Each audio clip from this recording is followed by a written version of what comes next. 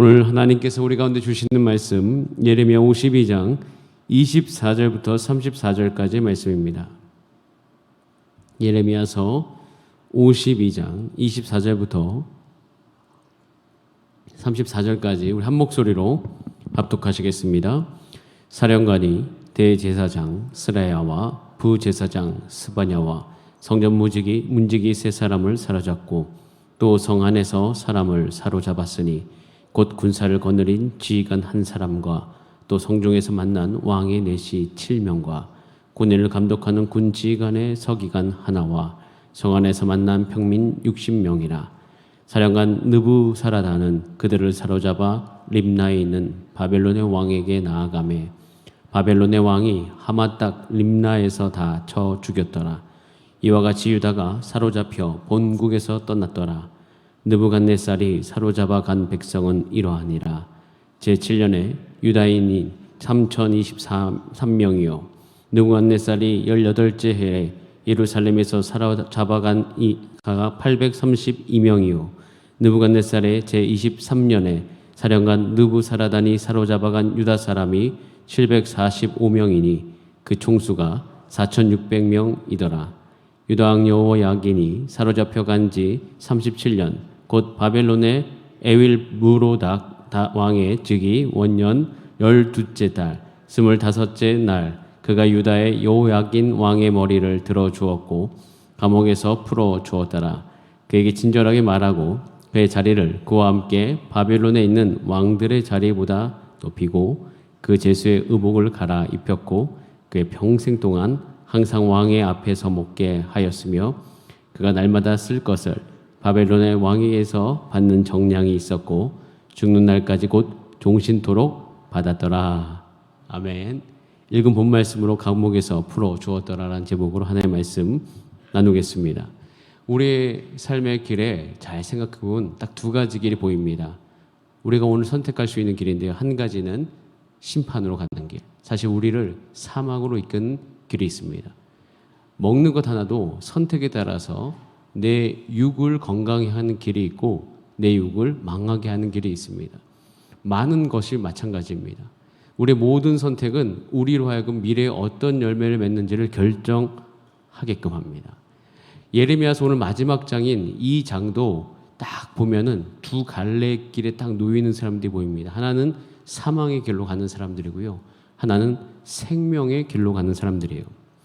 하나님은 지금 이 예레미야를 통해서 보여주시는 것은 첫 번째, 하나님은 유다를 심판하세요. 그리고 유다 백성이 그 중에서 죽임을 당한 사람들도 있습니다. 동시에 유다를 살리십니다. 심판하시면서 살리는 이 일이 이 예레미야서 안에 동시에 일어나요. 여러분, 하나님께서 유다 백성을 죽이시고 심판하시기도 합니다. 근데 그 중에 살리세요. 생각해 보시기 바랍니다. 하나님이 노아의 때 창세기에 인간의 죄가 간영하는 거 보고 그것을 홍수로 쓸어버리셨어요. 심판하셨습니다. 근데 심판하셔서 그때에 노아를 살리셨어요. 심판과 살리심은 이 역사 안에서 동시에 진행된 거예요. 여러분, 이것이 우리 가운데 보는 시야가 굉장합니다. 여러분이 살아가면서 지금 이 시대도 지금 이 순간도 하나님의 심판과 하나님의 살리심이 같이 있는 거예요. 이걸 놓고 아주 우리 개인의 삶을 볼 수 있습니다. 내가 어떤 선택 때문에, 나의 어떤 연약함 때문에 내가 이렇게 정말 잘못되고 있구나, 그것만 있는 게 아니에요. 하나님이 나를 살리시는 것도 있어요. 우리 가정 안에 어떠한 문제가 닥칩니다. 근데 그것이 어떤 우리 가족의 구성원에 누구의 잘못된 선택 때문에 일어날 수도 있어요. 근데 그것만 있는 게 아니에요. 반드시 살리심도 함께 있는 거예요. 오늘 본문을 놓고 보면 심판과 살리심의 두 대립이 같이 나오는 것을 볼 수 있어요. 24절부터 27절 이렇게 되어 있습니다. 사령관 대제사장 스라야와 부제상 스바냐. 발음이 참 어려운 인물들이 많이 나와요. 성전 문지기 세 사람 사로잡았대요. 그리고 또 지휘관 사로잡고 그 다음에 서기관 넷이, 즉 다른 말로 이야기하면 이 모든 직책들은 그때 당시에 고위직 공무원들이었습니다. 이 고위직 공무원들이라는 이 분들이 잡혀간 거죠. 근데 잡혀간 결론이 어떻게 되면 27절에 이렇게 되어 있어요. 같이 한번 읽어보겠습니다. 시작. 바벨론의 왕이 하마 땅 립나에 다 쳐 죽였더라. 이와 같이 유다가 사로잡혀 본국에서 떠났더라 라고 되어 있습니다. 립나에서 다 쳐 죽였다. 죽임을 당했어요. 이들이 죽임을 당했습니다. 여러분, 예레미야 때에 하나님이 살 길을 주셨습니다. 명확하게 주셨어요. 예레미야서를 잘 읽어보면 답답해요. 그런데 답답하면서도 또 그 말을 듣지 않은 그들의 심정도 이해돼요. 우리하고 똑같은 거거든요. 하나님께서 예레미야를 통해서 너희는 바벨론, 즉 친바벨론 정책이죠. 바벨론에 항복을 해라. 그러면 살 것이다. 근데 지금 죽임당한 사람들의 특징이 뭐예요? 반바벨론 정책이에요.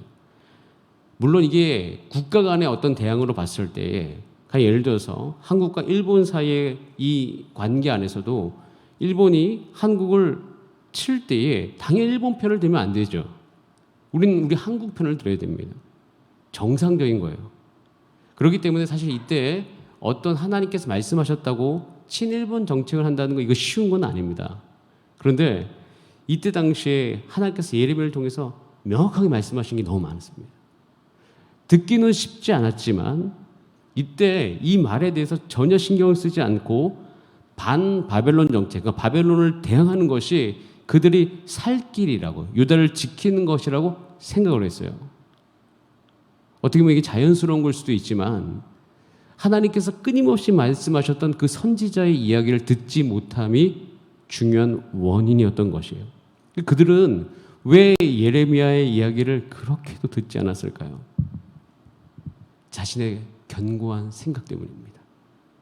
자신들의 견고한 자존심 때문입니다.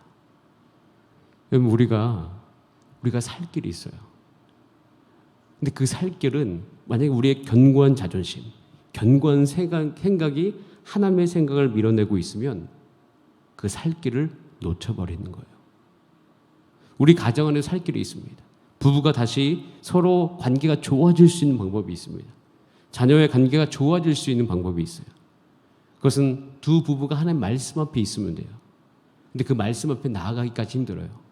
말씀 앞에 나아가면 그 말씀이 자신을 조명하기 때문에 그것이 너무 부담스럽고 불편해요. 그것을 우리가 듣지 않습니다. 듣지 못할 때 우리는 하나님의 말씀이 우리의 삶을 조명할 수 없기 때문에 우리의 삶에 그 부부가 다시 하나가 될 수 있는 정말 좋은 기회를 놓쳐버릴 때가 많이 있어요. 사실 부부싸움을 하다 보면 결국에는 자기 자신을 우리가 보지 못한, 자기 자신을 볼 수 있는 힘이 없기 때문이거든요. 근데 누군가가 와서 성령이 도와줘서 모두가 다 하나님의 말씀 앞에 설 수만 있다면 문제는 해결돼요. 그런데 그게 어려워요. 항상 자기 자신의 자존심과 내 감정과 내가 옳다고 여기는 그것이 나를 굳게 잡고 있는 것을 우리는 보게 되었습니다. 얼마나 자기 생각에 스스로 빠져 있는지를 몰라요. 우리 한 가지를 알아야 돼요. 그 생각이 나를 망하게 할 수 있다. 내가 옳게 여기는 것으로 말미암아 내가 잘못될 수 있다는 것을 우리는 이 말씀을 읽으면서 기억하셔야 돼요.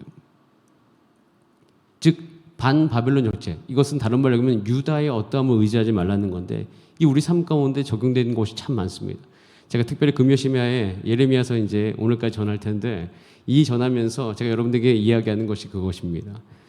여러분, 제가 여러분에게도 몇 번 말씀을 드렸지만 저는 제 육체를 신뢰하지 않는다고 말씀드렸습니다. 전 제 육체를 신뢰하지 않습니다. 근데 육체를 신뢰하지 않으면서 제가 육체를 가지고 살아가는 것이 훨씬 더 자유로워졌습니다. 제 육체를 신뢰하지 않아요. 저는 절대 신뢰하지 않습니다. 신뢰하지 않기 때문에 잘 관리해야 되고, 신뢰하지 않기 때문에 조심해야 되고, 신뢰하지 않기 때문에 늘 성령을 의지할 수밖에 없는 거예요. 그런데 이들은 유다를 너무 신뢰하고 있어요. 사실 그 유다를 지금 신뢰하면 안 됩니다. 왜냐하면 그것이 죄가 관영한 상태에 빠졌기 때문에 거기에서부터 나와야 되는 거죠. 우리 육을 신뢰하는 문제도 똑같아요. 죄에 대해서 죽은 우리 육체를 우리가 어찌하여 그 가운데 거하면서 그것을 신뢰하느냐. 여러분, 우리는 우리의 육체를 신뢰하고 내 감정을 신뢰하고 유다가 자기 자신을 의지했던 것처럼 거기에 머물러 있는 것이 아니라 거기로부터 나와서 우리는 하나님의 말씀을 듣는 삶으로 나아가신 여러분 되시기를 바랍니다. 그들의 멸망의 근거는 하나님의 말씀을 듣지 않아서예요. 이렇게 비참한 일들이, 하나님의 말씀을 듣지 않는 이 비참한 결론이 예레미야서 제일 마지막 장에 있는 것을 보게 되어집니다. 그런데 딱 거기에서 멈추면 좋겠는데, 제가 성경을 읽으면서 항상 저희 삶 가운데 신선한 하나님의 말씀을 전달해 주는 것은, 이 제가 보편적으로 책을 읽을 때 여기서 끝나야 되는데 더 있는 그것 때문이에요. 즉 오늘 읽었던 본문 말씀에 보면 31절부터 한 가지 이야기가 더 나와요. 31절부터 34절까지 다 더 있고 그다음에 예레미야서가 끝나는데, 이 이야기가 참 신기한 이야기예요. 제가 느끼기에는. 한번 같이 읽어보겠습니다. 31절 말씀이에요. 시작. 유다왕 여호야긴이 사로잡혀 간지 37년 곧 바벨론의 에윌 무로닥 왕의 즉위 원년 12째 달 25째 날 그가 유다의 여호야긴 왕의 머리를 들어주었고 감옥에서 풀어 주었더라라고 되어 있습니다. 원래 이렇게 끝나버려야 돼요. 예레미야는 아까 이야기했듯이 그 하나님의 말씀을 듣지 않는 고위 공직자들이 죽음으로 딱 끝나도 괜찮은데, 한 사람이 더 등장하는데 그게 19대 왕이었던 여호야긴이에요. 사실 20대 왕이 끝이거든요. 시드기야 왕으로서 이 유다의 모든 역사의 종지부가 끝납니다. 그런데 바로 그 전 왕 이야기가 나와요. 19대 왕이었던 여호야긴. 근데 이 사람은요, 즉위해가지고 3개월밖에 사실 왕을 하지 않았어요. 그리고 이 사람이 누구냐면 여호야긴은 시드기야의 조카고 18대 여호야김의 왕의 아들이었습니다. 이 사람 이야기가 잠깐 이야기가 나오는데, 또 이 사람의 이름의 뜻도 참 신기한 게 여호와께서 성취하셨다라는 뜻을 갖고 있어요. 근데 이 사람이 어떻게 되냐면, 이 사람이 끌려가요. 어디로? 바벨론으로 끌려갑니다. 근데 끌려가서 그렇게 죽을 줄만 알았는데 놀라운 일이 한 가지 발생했어요. 37년 곧 바벨론의 에윌 무로닥 왕의 즉위 원년에 그 사람이 풀어나게 됩니다. 감옥에서부터 나오게 돼요. 그 사람이 산다고요. 이 이야기를 예레미야서 맨 마지막 장에 딱 우리 가운데 보여주고 있는 거예요. 도대체 이 시드기야가 죽고 또 그 반대로 19대 왕은 살아요. 이 어떤 대비 안에서 예레미야서의 이 마지막 결론 부분에서 왜 이것을 언급하고 있을까? 시드기야의 죽음으로 예레미야서를 딱 마무리해도 되는데, 이 마무리에서 끝나는 것이 아니라 19대 왕의 살아남을 다시 이야기하고 있는 이쯤에서 우리는 하나님 아버지의 섭리가 숨어 있음을 봐야 됩니다. 그게 뭐냐면 이사야서 6장 13절 이 말씀 안에 그게 나와 있어요. 우리 같이 한번 읽어보겠습니다. 시작. 그 중에 10분의 1이 아직 남아있을지라도 이것도 황폐하게 될 것이나 밤나무와 상수리 나무가 배임을 당하여도 그 그루터기는 남아있는 것 같이 거룩한 씨가 이 땅에 그루터기니라 하시더라. 그루터기. 다 모든 것이 황폐하게 될 것인 걸 선포하지만 남겨두셔요. 항상 그루터기를 남겨줘요. 밑둥 딱 잘렸지만 다시 뭔가 뿌린 뽑히지 않은, 다 황폐하게 되었으나 뿌리만큼은 건드리지 않는. 여러분 성경을 쭉 다 읽어보세요. 하나님은 항상 남겨두십니다. 항상 그 씨, 그 뿌리. 하나님께서 여호야긴이 다시 살아나는 것을 우리 가운데 보여주는 것은 뭐냐면, 하나님께서는 항상 모든 상황 속에서 회복을 예비하고 계신다는 거예요. 우리의 모든 상황 속에서 마찬가지예요. 여러분의 상황 속에서, 여러분이 절망할 상황들이 우리가 살아가다 보면 참 많이 있습니다. 물론 그것이 매일 일어나지 않더라도 우리 가운데 자주 다가옵니다. 감정적으로 다가오기도 하고 실질적으로 다가오기도 하고, 이 세상 속에서 우리가 살아가는 동안 그 일들이 참 많이 있습니다. 그때 우리 마음이 무너집니다. 근데 무너지는 순간 항상 여러분 꼭 같이 기억하셔야 될 것이 있습니다. 하나님은 살아날 수 있는 길을 반드시 예배해 두신다. 호롱불같이 남아있는 그 불씨, 불안하긴 하지만 반드시 남아있는 그 불씨, 모든 것이 다 끝났다고 여겨지는 순간에도 하나님께서는 항상 소망의 그 씨를 남겨두시는 거예요. 누굴 통해서요? 하나님의 말씀을 듣고 있는 자들을 통해서 반드시 남겨두고 계십니다. 이 앞으로 오는 세대의 교회에 참 소망이 없다고 이야기합니다. 그런 이야기들이 참 많이 들립니다. 점점점 교인의 수는 감소할 거라고. 그렇게 될 것 같습니다. 제가 볼 때도. 하지만 여러분을 하나님께서 남겨두십니다. 저는 이 앞으로 살아가는 세상 속에서 우리에게 있어야 될 아주 중요한 영성 중에 하나는 이 남은 자에 대한 거예요. 이 세상 속에서 하나님께서 다시 이 하나님의 나라를 더 재건하실 그때에 귀하게 쓰임받을 수 있는 그 사람들을 반드시 하나님 나라 안에 남겨두고 있어요. 저는 그분들이 여러분 되기를 간절히 바랍니다. 그래서 우리 하나님의 말씀을 들어야 돼요. 하나님의 말씀을 듣기로 결정하고 그 길로 가야 되는 겁니다. 이것에 대해서 로마서 11장에 이 남은 자에 대해서 아주 상세하게 이야기하고 있는데요. 잠깐만 읽어보겠습니다. 로마서 11장 1절 같이 한번 읽어보겠습니다. 시작. 그러므로 내가 말하노니 하나님이 자기 백성을 버리셨느뇨? 그럴 수 없느니라.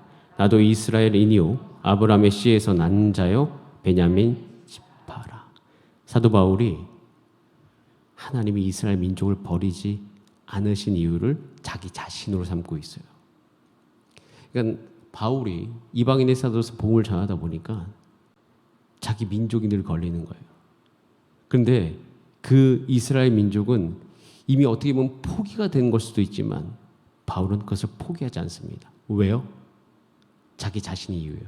나도 유대인으로서 예수 믿음으로 말미암아 내가 온전해졌던 것처럼 지금 이 자기 백성, 한 이스라엘 백성들도 예수 그리스도를 반드시 알고 이들이 하나님의 나라로 들어올 것이다라는 것을 항상 마음속에 뭐요? 소망을 품고 있습니다. 그 소망이 사도 바울에게 끊이지가 않는 거예요. 여러분, 제가 요즘에 교회로에 대해서 공부하고 있습니다. 교회론도 공부하고 있고, 그리고 오는 세대에 어떤 교회가 필요한 것인가에 대해서 제가 글을 쓰고 있습니다. 물론 이제 숙제이기도 하고요.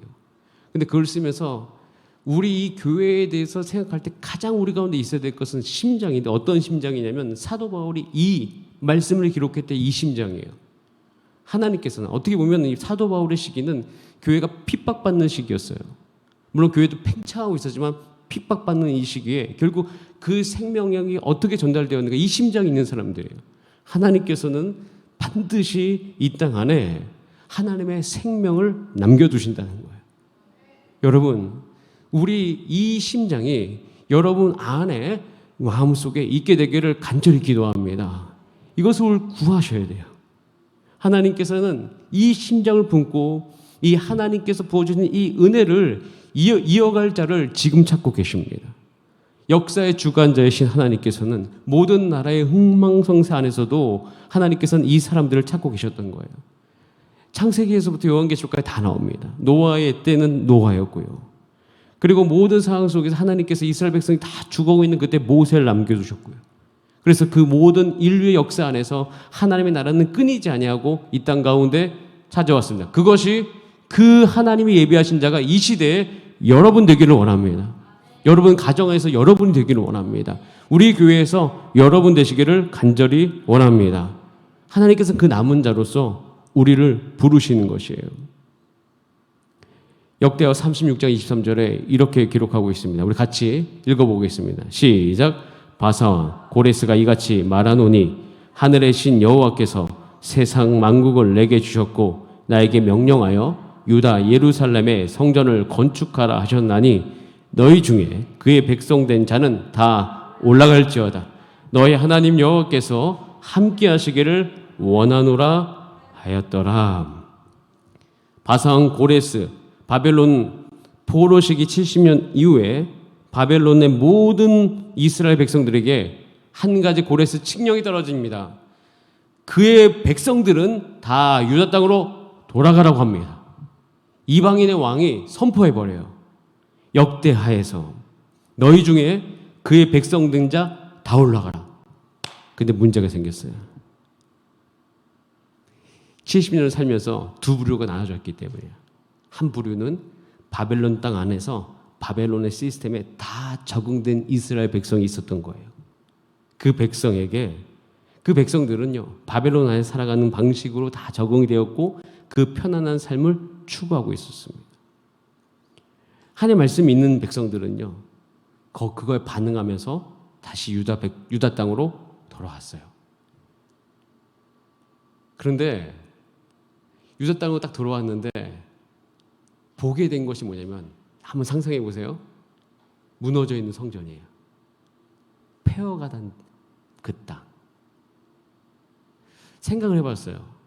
하나님의 말씀을 믿어서 그곳에 갔는데 그냥 정작 보게 된 것은 폐허예요. 폐허. 저는 이 기분을 느낀 적이 있습니다. 예배 잘 드리고 은혜 받고 가정에 갔는데 가정이 폐허 같은 거예요. 저희 원 가정이. 부모님이 그 저녁, 정말 기억하게 되시는 그 저녁에, 그 밤에 그 폐허를 보면은 이런 느낌이 듭니다. 야, 이 폐허 보려고 내가 이렇게 했나. 이런 어떤 절망감이 찾아올 때가 많아요. 하나님의 말씀 듣고 갔는데 폐허 같은 느낌. 제가 30대 초반에 제가 결혼을 조금 일찍 해서 제가 그 남편이 되어가는 과정, 이 부모가 되어가는 과정도 참 하나님 앞에 많이 연단을 받았습니다. 그 가정 가운데서 제가 이제 이 가정에 대해서 정말 집중적으로 공부하고 기도하고 했던 적이 있어요. 제가 그때 많은 재정을 투입해서 모든 사역을 멈추고 그것에 대해서 공부했던 적이 있어요. 저희 아내랑 같이. 다 끝나고 돌아왔어요. 공부를 다 마치고. 그럼 가정이 좋아져야 되잖아요.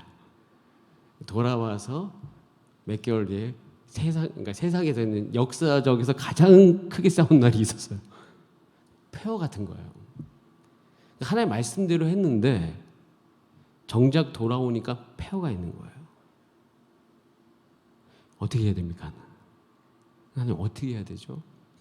여러분, 근데 그때 다시 유다로 돌아왔던 사람들이 했던 태도가 있어요. 그들은 폐허에 대해서 더 이상 말하지 않았습니다. 이것이 얼마나 회파됐는지에 대해서 말하지 않습니다. 왜 그들이 역대하를 기록한지 아십니까? 그때 와서 역대 상하를 기록했어요. 역대 상하를 기록한 이유는 한번 따라하겠습니다. 하나님의 영원한 목적에 나의 눈을 두기 위해서. 폐허는 눈앞에 있지만 그 남은 자들은 하나님의 말씀으로 따라 살았는데 하나님의 말씀으로 따라 살아서 간 곳이 폐허예요. 그러면 거기서 우리는 힘이 들잖아요. 근데 거기서 한 가지가 더 있어요. 그들은 더 이상 폐허에 대해서 이야기하지 않았습니다. 왜 역대상하에는 그렇게 역사 안에서 그 왕들이 잘못한 것이 없는 이유는요. 하나의 목적에 집중하기 위해서예요. 그들은 폐허됨을 더 이상 이야기하지 않았습니다. 여러분, 우리가 남은 자로서 이 땅에 살아가기 위해서는 하나님의 말씀을 듣고 반응하셔야 돼요. 근데 반응해서 간 여러분의 가정이 폐허 같을 수 있어요. 그래서 반응해가지고 은혜 받으러 갔는데 내 자신의 폐허됨을 직면할 수가 있어요. 사역하기 위해서 왔는데 그 사역지가 너무 힘든 곳일 수 있어요. 여러분, 그때 우리는 한 가지 이 말씀을 적용하면서 우리 삶 가운데 더 이상 우리는 폐허에 대해서 이야기하지 않는다. 여기가 얼마나 폐허가 되었고 얼마나 이런 부분들이 지금 무너져 있는지 더 이상 말하기를 중단할지어다. 폐허에 대해서 말하고 생각하는 멈추는 사람들이 바로 하나님의 말씀을 듣고 이 땅 안에서 남아있었던 사람이에요. 그 사람들은 하나님의 영원한 목적에 그들의 눈을 두기 시작했습니다. 여러분, 저는 우리 교회가 반드시 오는 세대에 쓰임받는 교회 될 줄 믿습니다. 여러분들이 그렇게 그 남은 자로서 선택받아가지고 쓰임받게 될 것입니다. 여러분, 우리가 더 이상 폐허에 대해서 이야기하지 맙시다. 영원한 하나님의 소망에 대해서 이야기하는 저와 여러분 되기를 원합니다. 그래서 여러분 자신을 다해서도 그렇고 여러분 가정을 향해서도 그렇고 여러분이 섬기는 교회의 그 모든 셀과 모든 기관을 향해서도 동일합니다. 우리는 본능적으로 우리의 생각으로 말미암아 이것이 어떠한지 분석하기를 원하나 하나님께서 다시금 하나님 나라를 세울 때에는 그것을 멈추는 자들, 그것을 말하고 생각하지 않는 거예요. 여러분, 우리 삶 가운데 하나님의 영원한 소망이 있습니다. 하나님은 모든 것이 안 된다고 이야기할 때도 살리셨던 것처럼 우리는 항상 이 말씀을 듣고 하나님, 여전히 오는 세대에도 교회가 소망입니다. 여전히 오는 세대에도 하나님의 백성인 내가 소망입니다. 이 마음으로 살아가는 저와 여러분의 삶이 되기를 간절히 원합니다. 자, 그러기 위해서는 우리가 오늘 같이 찬양하고 기도할 텐데요. 우리의 삶 가운데 폐허에 대해서 이제 말하지 않는 거예요. 하나님이 주신 영원한 목적에 맞추는 거예요. 여러분, 그것은 무엇입니까? 예수 그리스도예요. 그분이 내게 하셨던 말이 있습니다. 최근에 누가 저희 카톡을 보냈습니다. 지금 살아가고 있는데 자기가 살아왔던 그 관습 속에서 옛 성품이 안 끊긴다는 거예요. 그래서 어떻게 해야 되냐는 거예요. 대적기도 많이 하는데 너무 힘들다는 거예요. 자, 그래서 대적기도만 너무 하지 말고 선포기도를 해라. 어떻게 해야 되냐면 하나님 말씀을 읽으면서 하나님이 너의 삶을 향한 진심이 성경 안에서 이게 딱 느껴지면 그 말씀을 그대로 적어라. 그 너희 삶을 향해서 계속 선포하여라. 여러분, 우리가 살아날 길이 그것입니다. 여러분, 그래서 여러분 입술로 하나님의 영원한 목적을 오늘부터 말하시기 바랍니다. 나는 하나님의 거룩한 백성이다. 나는 성결한 은혜를 받을지어다. 나의 연약한 육체 가운데 주의 성령이 임하게 될 것이다. 우리 가정에는 하나님의 사랑으로 충만할 것이다. 이런 선포가 있기를 간절히 원합니다. 우리 같이 찬송하겠습니다.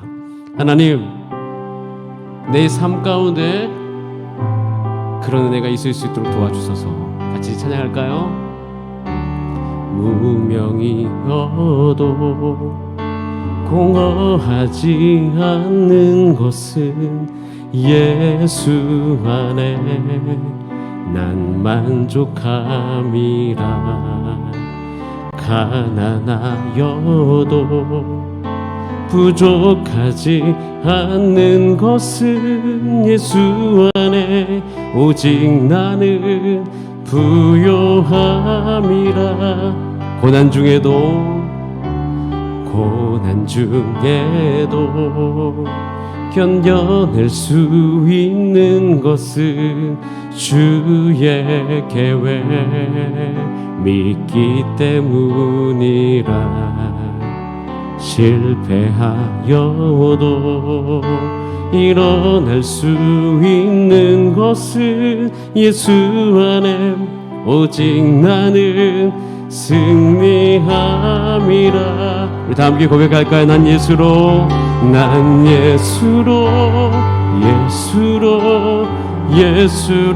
충만하네. 난 예수로 충만하네. 난 예수로 충만하네. 영원한 왕 내 안에 살아계시네. 자, 내 몸이 약해도 낙심하지 않는 것은 예수 안에 난 완전함이라. 화려한 세상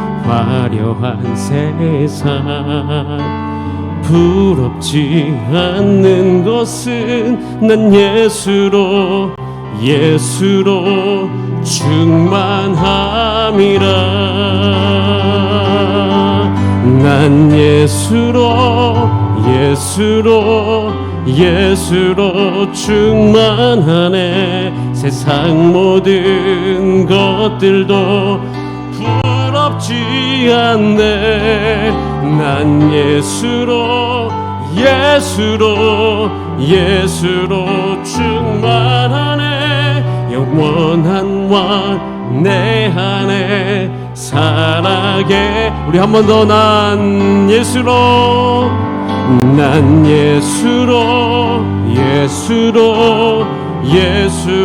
충만하네. 세상 모든 풍파도 두렵지 않네. 난 예수로 충만하네. 영원한 왕 살아계시네. 다시 한번 영원한 왕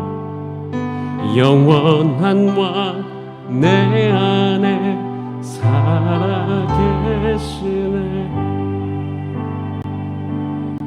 주님, 우리가 예수님 따라가기를 소원합니다. 우리를 충만하게 하여 주시옵소서. 예수로 풍성한 인생, 내가 예수로 풍성하게 하시고 내가 거하는 우리 가정도 그 풍성함이 흘러가게 하여 주시옵소서.